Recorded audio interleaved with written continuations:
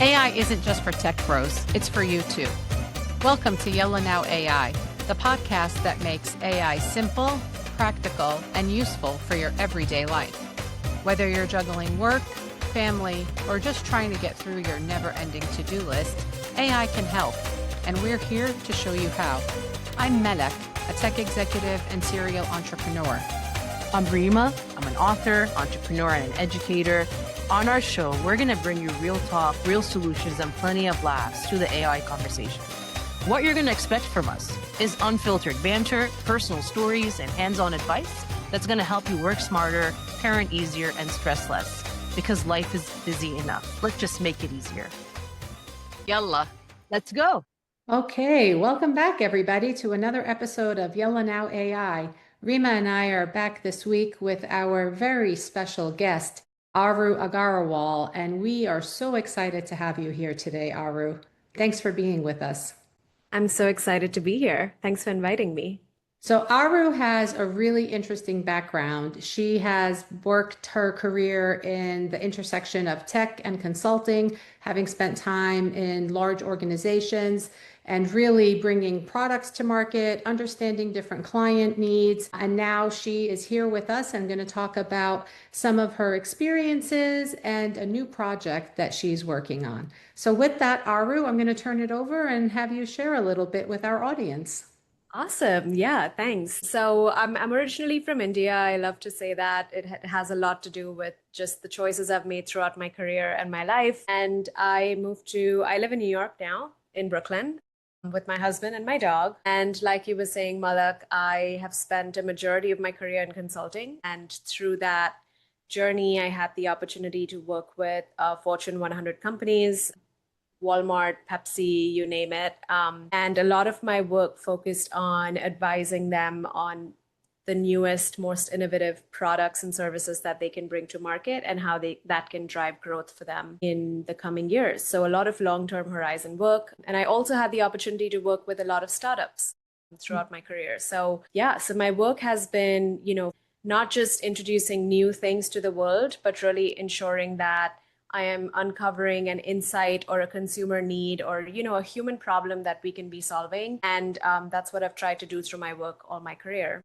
And then I moved to tech and now I'm working on a very, very special project. The product, it's called Hormonal, and I can get into it, of course, during the conversation, but it's essentially it's an AI nutrition coach that is designed to help women who are managing hormonal conditions like PCOS, Hashimoto's, endometriosis, just take control of their nutrition and take control of their diagnosis. And yeah, so it's meant to support them and empower them.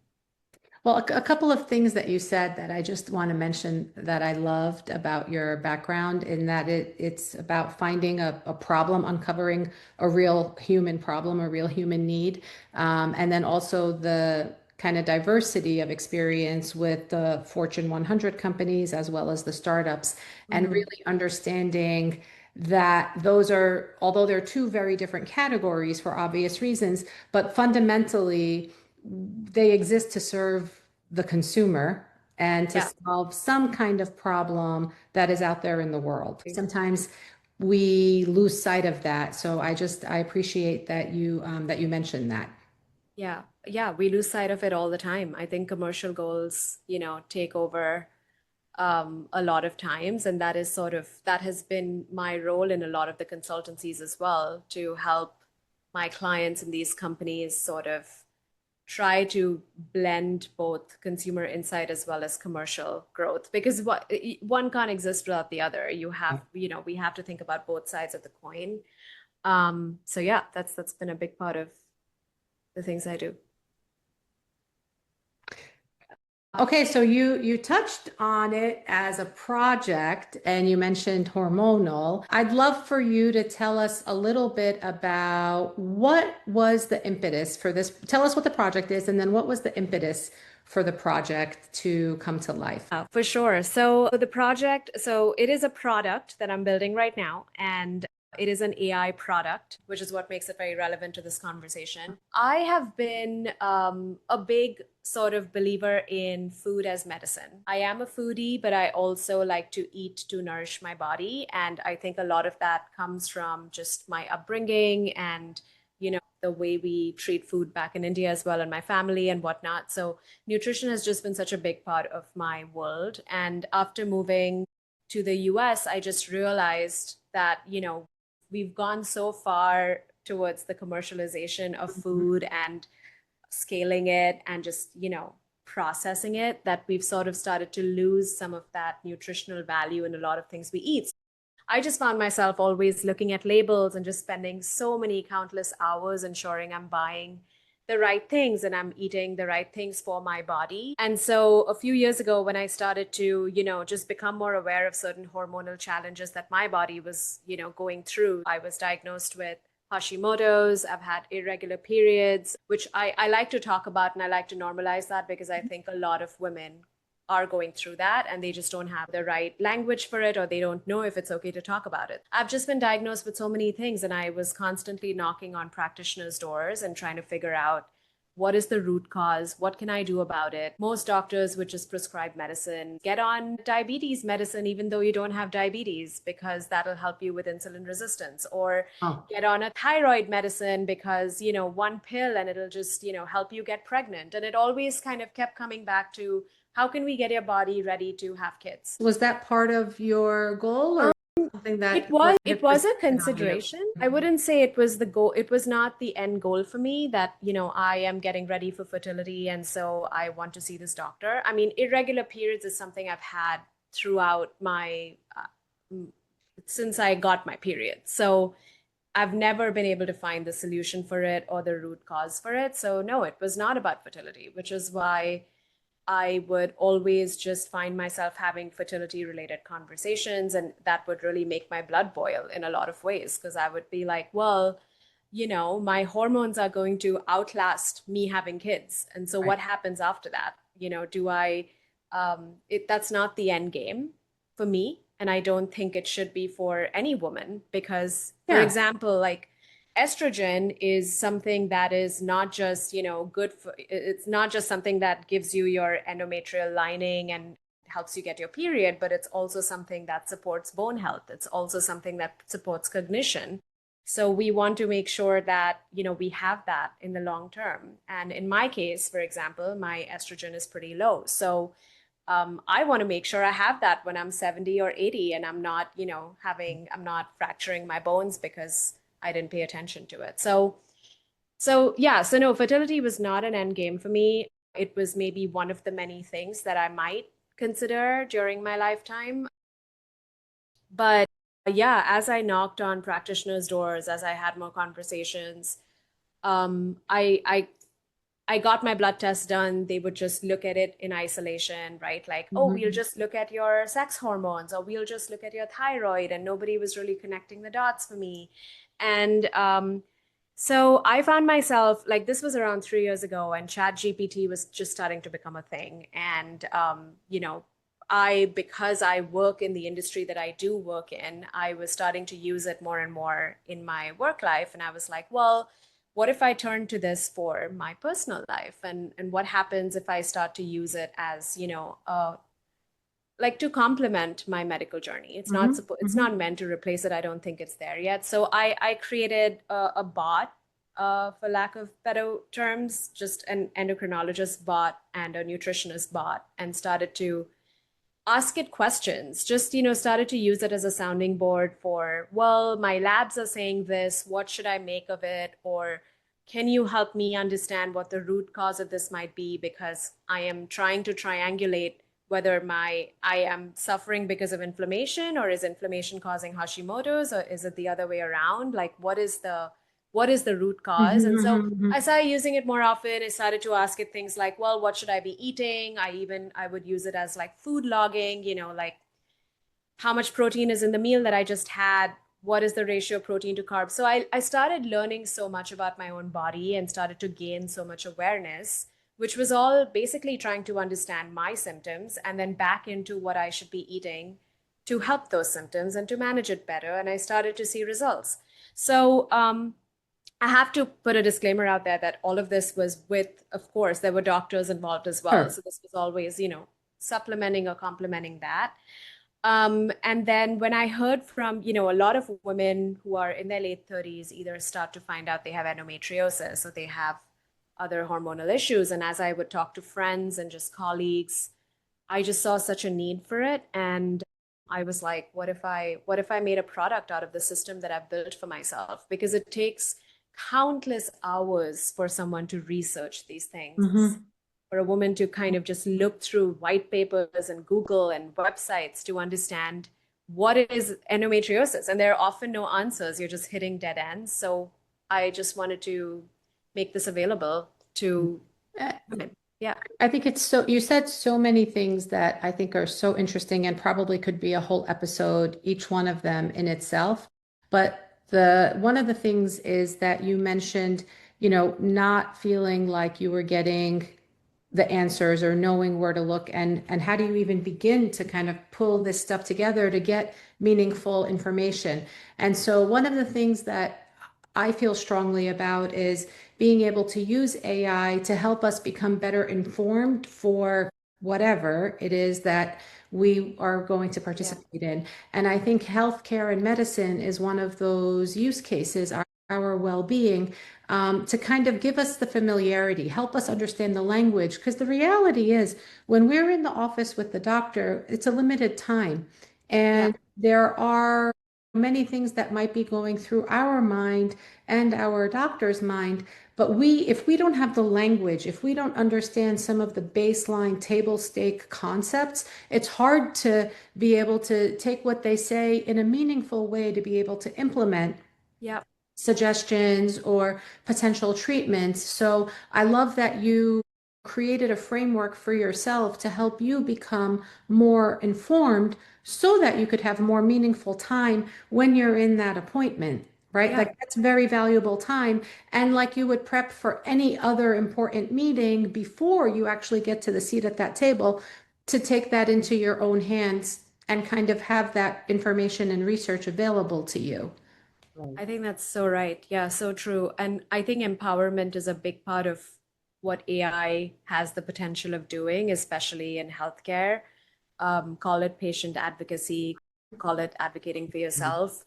But I think previously we would do this on WebMD and go and Google things, and it would just take so much longer. But AI can help triangulate that a little bit. And really personalize it, right? And personalize it. Yep, absolutely. Aru, what have you learned about the invisible load that women carry emotionally, hormonally, mentally through building this platform? And how is the AI going to help lift that load in your perspective? Yeah, you said load, right, Rima? Yeah, invisible load. Yeah. I mean, I think women carry there's so much burden that I feel like as a woman, maybe I should take a step back. I feel like as a woman, I'm constantly thinking about 10 things at one time. And I think that's true for most women, right? Like we are multitaskers. I think it's just ingrained in us to look after the house, to look after work, and to look after kids, and to look after so many different things.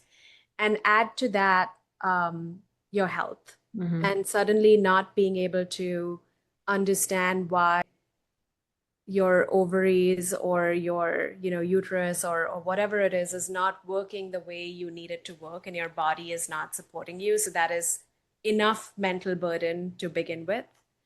And then after that, I think what I've also learned from my own experience and other women is just the gaslighting that is prevalent in the industry. And it is very frustrating to have to repeat yourself and keep mentioning symptoms and what you're going through to a doctor, only to hear things like, well, just lose some weight, or like have a couple of walnuts a day, or it just feels so I don't know, patronizing. Like it's it's insulting in a way, because it's like, well, my symptoms are real, and why aren't you believing me? And this is not, I'm feeling that afternoon slump, and that's real. And I think the other thing I've realized is that women, because they hear this, they'll take pills and they don't necessarily even often know what to pay attention to in their body. Like there are some things that because we are gaslit and because we're told it's all okay and it'll go away, we just start to believe that certain things we're experiencing are normal. Right. And It's this stage of life, or it's for the this stage of time life. frame, this is normal and to be This is expected. normal. Like maybe you ate a heavy meal, so you are feeling an afternoon energy slump. So what? Like just, have some coffee. Mhm. But that's not true. I mean, your food shouldn't make you feel that way. And so yeah, I think emotionally there is a lot of load that women carry. Because I bet you if a man went and talked about the same symptoms, it would be maybe it would get more attention. I don't know. That's my hypothesis. But yeah.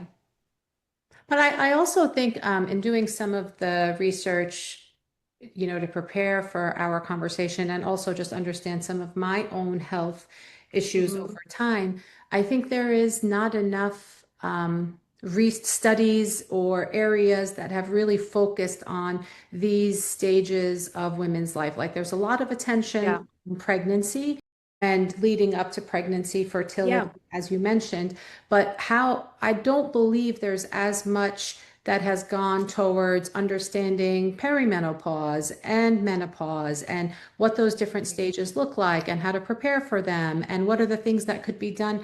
Again, I myself don't know anything about this topic, although I should because I'm approaching that stage of life, and I feel like I didn't even know that perimenopause was a Was category. a thing. And, I Right. didn't know it until I Yeah. was having a conversation with a friend, and she recently learned about that too. And Yeah. I think to myself, like, I'm somebody who's fairly well informed about my health and health topics in general. But how did I miss this whole category uh, Yeah. of life in a woman's kind of normal, progression? Yeah. So I think what you're doing is really remarkable to help women feel empowered to better understand this part of their life and then how to approach it from a nutritional standpoint. Hmm. How to use, like you mentioned, food as a nutrition or as a fuel, as a healing rather, to help cope with these changes. Right.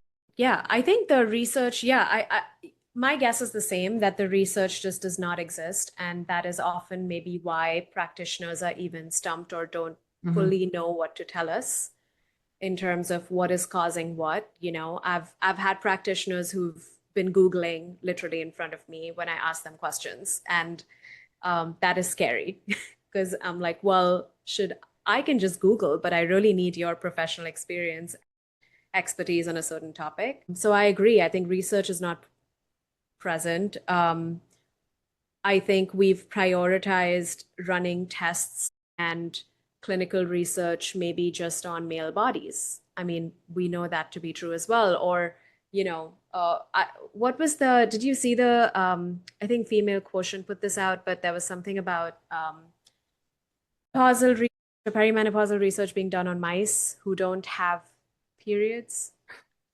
I didn't Something see crazy that. like I'm that. not I'm not familiar with Um, that. I'll fact check it before you include it in the episode. But I think, yeah, I think we're just testing things and testing treatments and testing on beings which are not women, which just is shocking in this day and age because why not just test it on women, you Right. know? Another piece is also just the normalization of women being uncomfortable and in pain. Yes, Right? That's a big that it's okay. Yeah, it's you have okay. pain during your period. Sure, go. It's fine.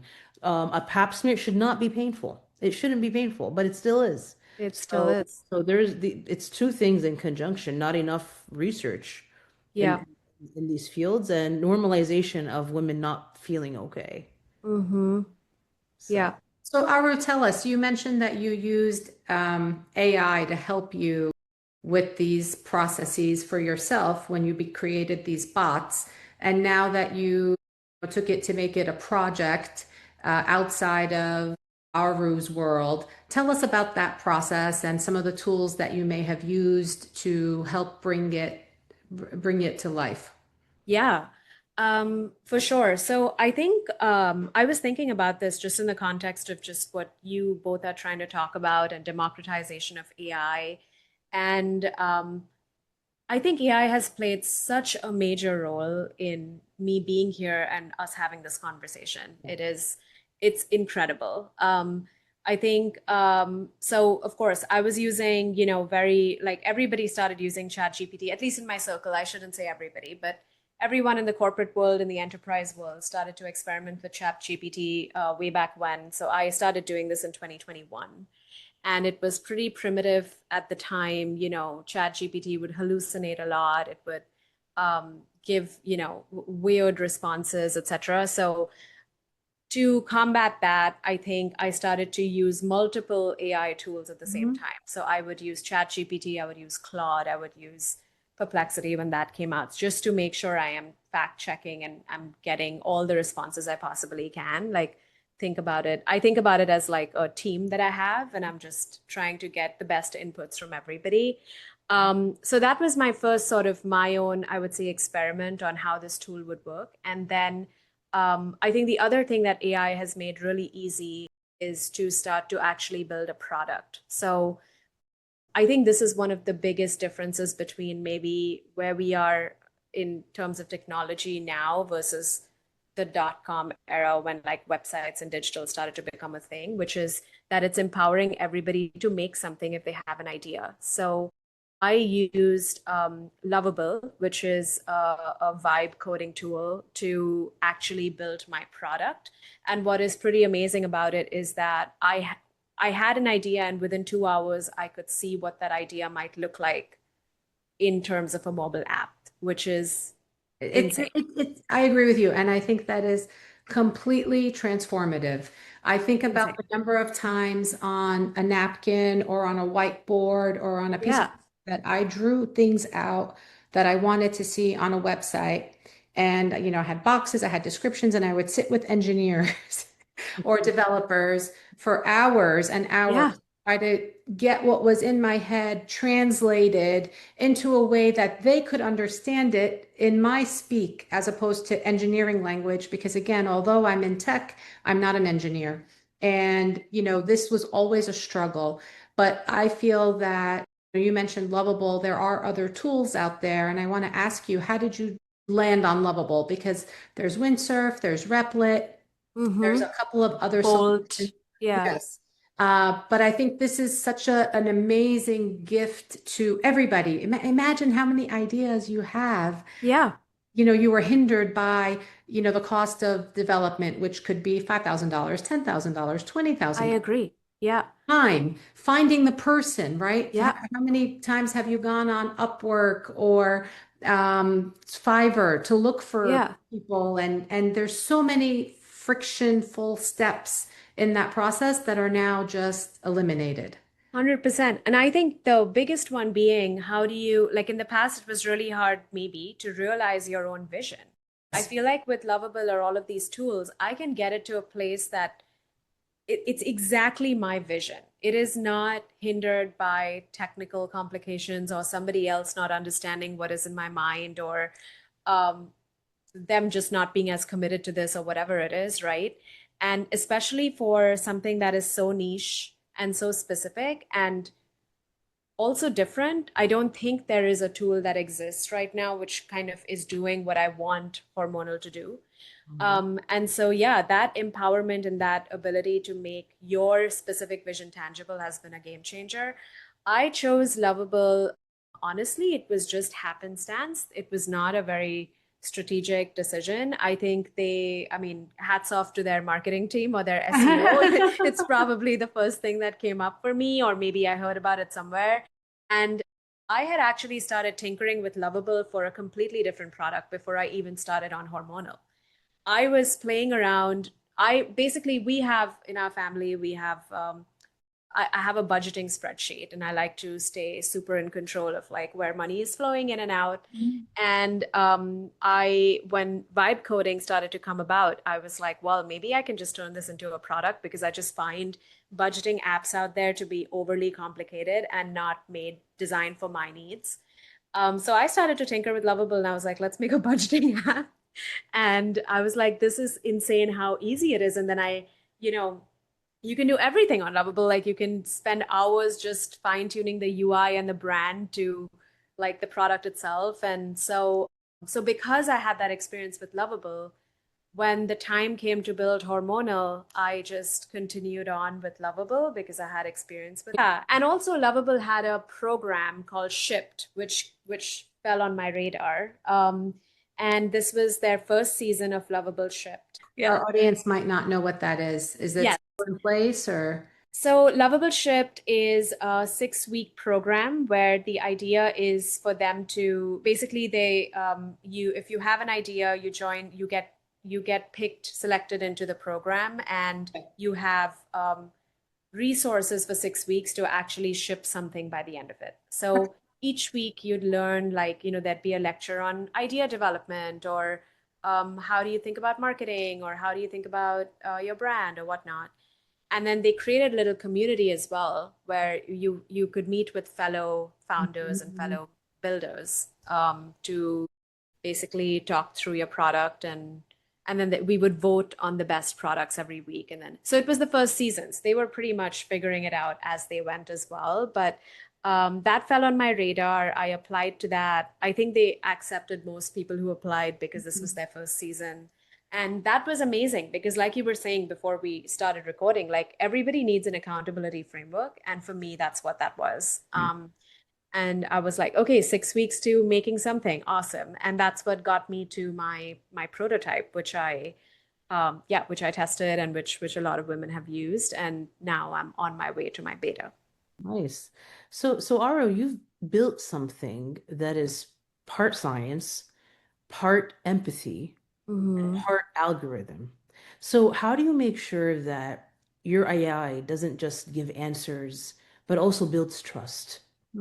Yeah, that is the $1 million question. And I think there are a lot of pieces to it. The first thing that I want this product to do, and that it's currently doing, is to ensure that it's guiding decisions and complementing your knowledge. It's not necessarily the expert that's showing up and telling you what to do.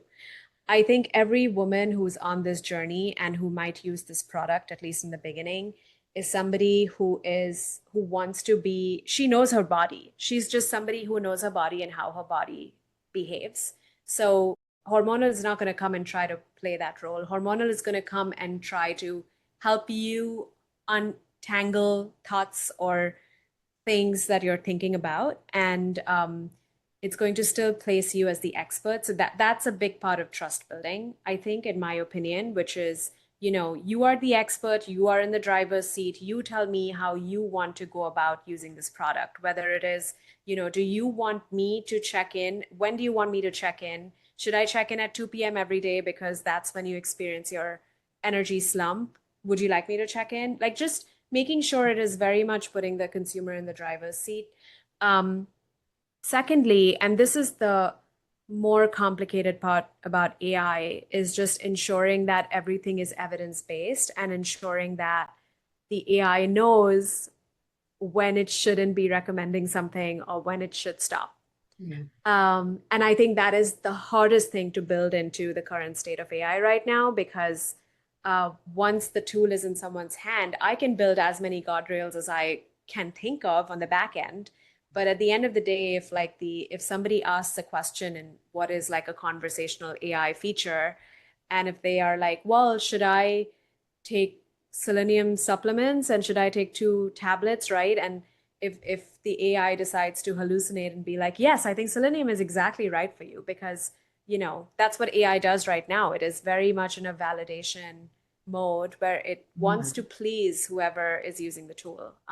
So I think that is the riskier part of building trust. But what I'm trying to do to solve that is build guardrails and just ensure that it's never trying to diagnose anything or never trying to recommend any supplement or any medicine. It is really there to help women become more aware of their own symptoms and to put them in the driver's seat as much as I can. So those are 2 facets. And then, of course, there is an evidence-based science feature within Hormonal, which basically is the science bit of it. So every time somebody has, I can also take a step back and explain the different features of hormonal, if that's Yeah, I was going to say, I think that might Yeah. be helpful if you can give us a framework. Yeah, and you might have to move that up in the episode. But okay, so Hormonal has basically three features that we're starting out with. There is an AI coach, there is a pantry, and then there is a science feature. So basically, the idea is that once you come into the product, you would give Hormonal some information on what your diagnosis is, if you have one, on your hormonal conditions, what symptoms you might be experiencing, and there'll obviously be the tool will ask you if it's this symptom or that symptom, because a lot of times women are not aware of it. And so once it has all of that basic information on you, the idea is that it would generate some sort of pantry for you, which is basically list or repository of everything that is good for you to eat based on the symptoms that you have mentioned to the tool. And it'll also help you understand why that particular food item might be good for you. So for example, if if kale is on there, or like maybe I should say, if you have Hashimoto's, maybe kale won't be on there because kale is probably not great for some women with Hashimoto's. But I think what makes it really special, the pantry solution or feature, is that it's highly personalized. So it's not generic advice because you have Hashimoto's. It takes into account all of your labs, if you're willing to give it your labs, and all of the, if you have Hashimoto's and irregular periods and something else, what would be more valuable for you versus just somebody else who has Hashimoto's. So that's pantry. Then there's the AI coach, which is basically the sounding board or like a conversational AI interface where you can go and, either tell it that, hey, I woke up this morning, I'm super tired, and I don't know why that is. Like, what should I eat for breakfast or whatever? So it can help you kind of figure out why you might be tired. Is it because of a late meal last night? Did you drink? Is it, where are you in your cycle? It might help you just think through a few things and then help you come up with a plan, which then will ultimately show up in pantry. And so in that interaction, when you're talking to it about, I'm tired, or I need to go surfing and I am in my luteal phase. What should I eat to make sure that I am, I'm my best on the waves? And so when you give it all of that information, it might park an article for you in Science where it's like, well, and if you want to read more about nutrition in the luteal phase, I've found a report or a research piece for you that might be interesting. And it's there for you to go and read it, right? So those are sort of the three features we're going with. And then what I also want this tool to do is on somebody's dashboard or profile page, ultimately, once the tool starts to learn about you and say you don't have a diagnosis, but you sense that there's something up with your body, it can help you prepare for your next doctor's appointment. It can help you just, it'll give you a set of questions, maybe, that these are some things I would dig deeper into with your practitioner, or if you're not sure what practitioner to see, because a lot of women who I spoke to, they were like, well, what is an endocrinologist? Like, what does that even do? Like, I don't even know. So it can recommend that, hey, I think, and maybe you can consider seeing an endocrinologist, a nutritionist, and in addition to your OBGYN or whatever that is. And of course, we are in I am in early phases of development. So It's always we in my world. it's always we, right? Yeah. It's like a running joke about it in my house of, I'll say even with my son. So what are we working on today for homework? So I'm like, what are we working on for homework? Yeah, exactly. Well, the other day I said we, and somebody was like, oh, you have a team? I'm like, no. It's the royal we. But you actually do have a team. You have a team of AI tools. AI bots, exactly. And bots that have helped you create something from your mind. Yeah. Right? Something that you needed and bring it into the real world. I would say that's a team. I think that's a team. I mean, in Claude, I literally have a PR person, a legal counsel, my chief marketing officer, my my social media person. I have those chats, and that's who I go back to figure out, different aspects of my company. But Amazing. Rima, what was your question before? before I went into what were we talking about? We were talking about how you're making sure that it also builds trust Yes, with the audience, with its. right. So in those three features, I want to make sure that the woman is always in the driver's seat for anything that she's, giving to the tool. So you can input your labs, it will give you more personalization. But if you don't want to, I completely understand. So there's always an option to go as deep as you want, and you would always stay in control of, what you want the tool to do for you. And the reason why I feel like this could work is because a lot of the women who I spoke to, who are my target user or my target users, they tend to have many different tools that they are trying to triangulate, right? So they'll have a notebook where they're writing their symptoms, and then they're trying to go back 1 month earlier and trying to see, well, did it happen last month or is it just this month? And they're doing all of that heavy lifting, which is what this tool will just help them do. Or they have a period tracking app, and they have like a Noom or another nutrition app, and they're just trying to figure out, how do I make this work for my hormonal condition? Because it's not the same as just another woman who is, I don't know, trying to lose weight. Right. Yeah. Does that answer your question about trust? Yeah, it does. It does.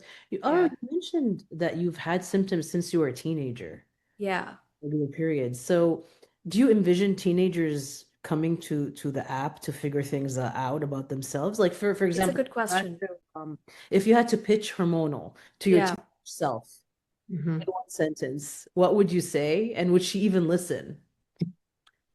It's a great question. Teenage self is hard. I think I would pitch it as, something that can help you get ahead of what's to come as a woman. Because if you do it when it's too late, when you're in your late 30s, it's just going to take that much more time for you to figure it out, especially if you're trying to not just take a pill to um, I don't know, address a symptom rather than really solve it at a molecular, like root cause level. Mhm.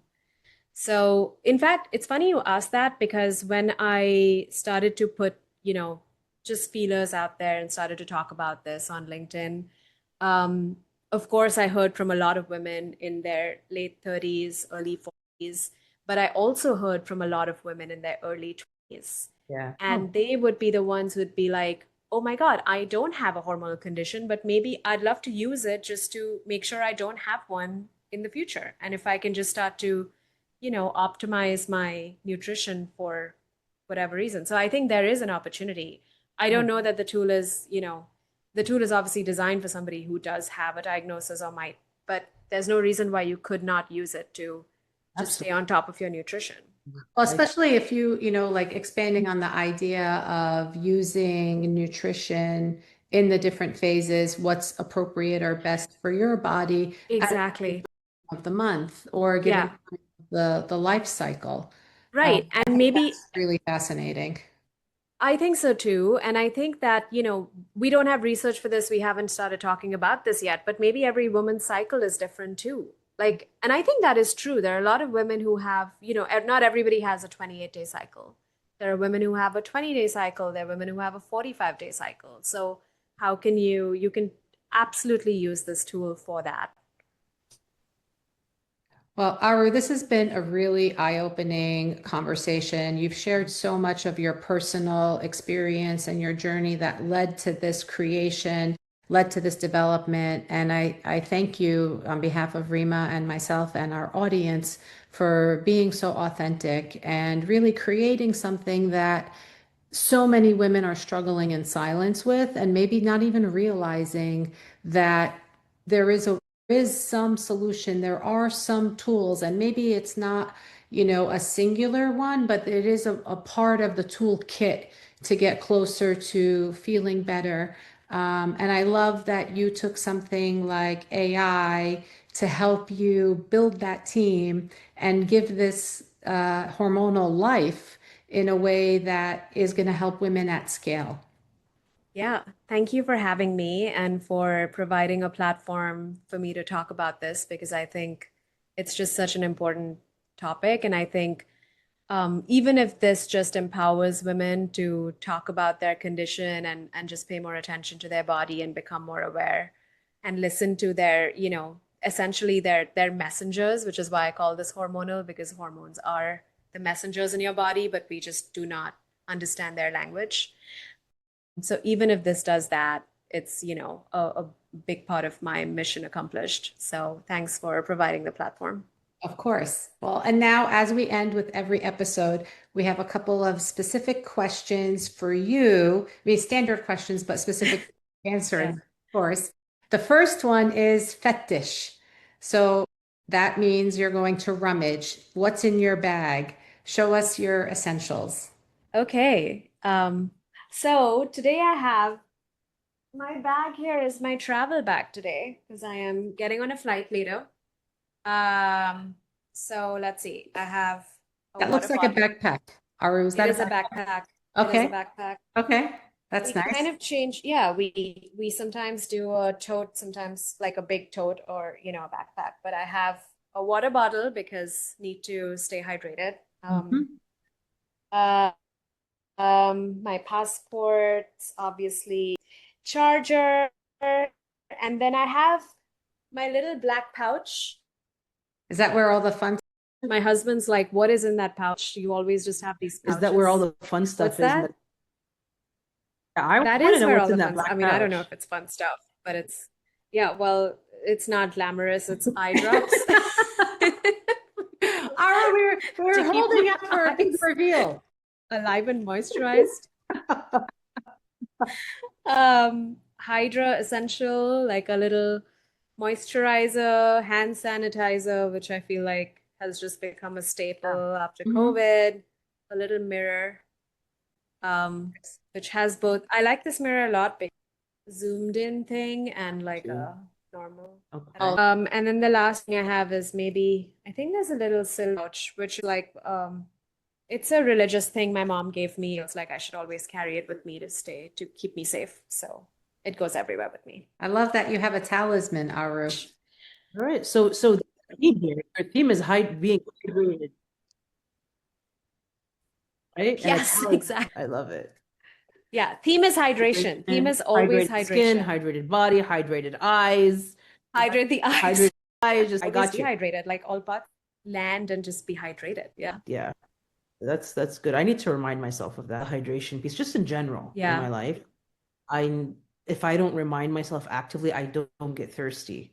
I don't know if any of you experience, I don't get thirsty. You don't get thirsty. No. So drinking is a mission for me. Like even if it's really hot outside, you don't get thirsty. Seldom. Really salty and it be hot outside, me to entertain a bottle of water, to actively search for one. Yeah.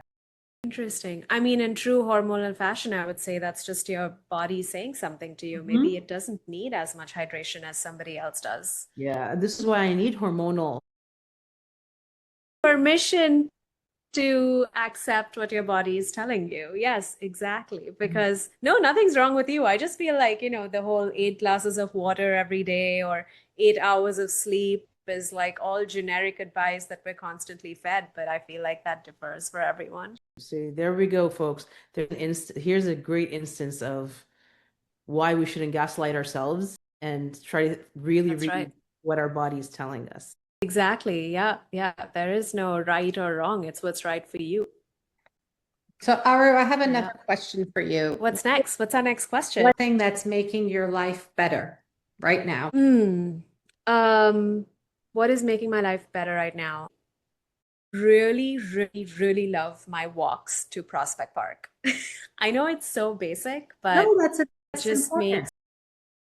just makes my mornings so and ever since I started to kind of work on my own inflammation and whatnot, I started to pare back on running and started walking a little bit more. So now I go with my weighted vest and a podcast, and I'll just walk for half an hour, come back. And I think just being, I don't know, in the park with trees, and it's just such a great vibe. Love it. I don't know how I'll ever move away from the park because it's such a big part of my life. Yeah, I think the walks are amazing, being in nature. Exactly. Like whether it's to clear my mind or whether it's to I don't know, come up with ideas. I think a park is a great place to do it. And Rima has a final question for So we ask all of our guests about their snacks. So I custom made this question for you.